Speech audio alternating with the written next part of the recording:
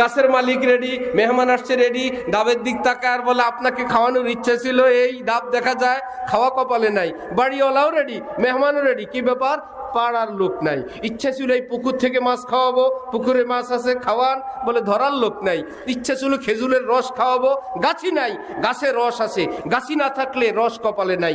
গাছে ডাব আছে, পাড়ার লোক থাকতে খাওয়া যেরকম কপালে নাই, পুকুরে মাছ আছে, উঠানোর লোক না থাকলে যেরকম কপালে নাই। কোরআন হাদিসে সব আছে, কিন্তু পৃথিবী বিখ্যাত হক্কানি আলেম আল্লাহ ওয়ালারা যদি না থাকে, উদ্ধার করে আমল করারও ব্যবস্থা থাকবে।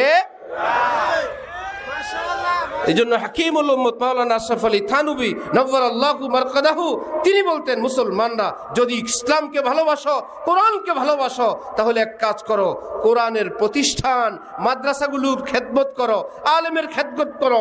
ইমাম গাজালি বলতেন, যে আলেমের খেদমত করে, ভালোবাসে, হাদিয়া দেয়, মাদ্রাসার খেদমত করে, দোয়া করে, আল্লাহ পাক আখিরাতে তো পুরস্কার দিবেনই দিবেন, দুনিয়ার পুরস্কার তার বংশে আল্লাহ আলেম বানায় দিবেন। আর সব করে করে যাই করে, আলেম ভালোবাসে না, আলেম দেখলে রাগ, মাদ্রাসা দেখলে জ্বলে, এত মাদ্রাসা কি দরকার, স্কুলে কোনো অসুবিধা নেই।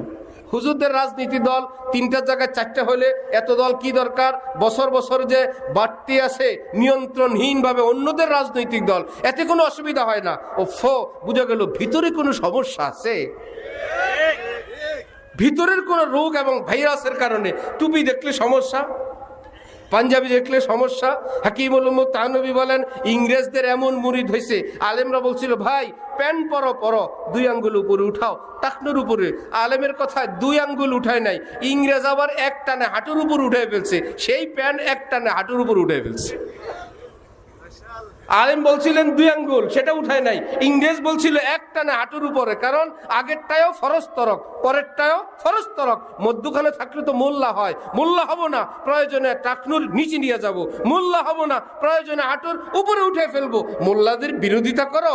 আমার শেখ বলেন, বিরোধীরা হজরতে কিয়ামতের আগে যখন হজরত ঈসা আসবেন, আলেমদের ভক্তরা, আলেমদের অনুসারীরা সব হজরত ঈসার পক্ষে যাবে, আলেমদের দুশ্মনেরা দাজ্জালের পক্ষে যাবে।